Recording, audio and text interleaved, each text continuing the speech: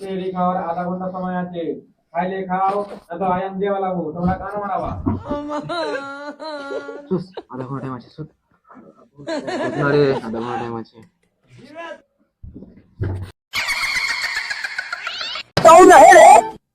রান্না বান্না তো হয়ে গেল, বক করে ভাত খেয়ে খাওয়ার রোজা আধা ধরতে ঘন্টা হবে। সময় আছে। আর মাত্র আধ ঘন্টা সময় আছে, হার বেটা তো নিন্দের মরা, নিন্দ থেকে উঠবে না করে বেটা গালি বকরে উঠ।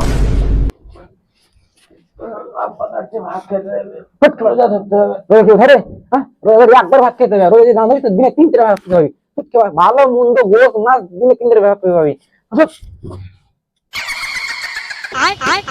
কি ব্যাপার ভাই, হার বেটা উঠে না কেন? খাওয়ার টাইম এদিকে কমে গেছে, হার বেটা উঠে না, যা দেখি তো কি করছে। কি ব্যাপার বেটা, তুই উঠিস না কেন? এতক্ষণ থেকে তোকে আওয়াজ দিচ্ছি, তো ভাত খাবি না নাকি তুই? বোম্বাই বাসি আর মাত্র খাওয়ার 5 মিনিট সময় আছে, খাইলে খানো তো কান মারাবে, আয়াম দিয়ে ফেলবো। আরে বেটা 5 মিনিট সময় আছে, বকরে উঠ।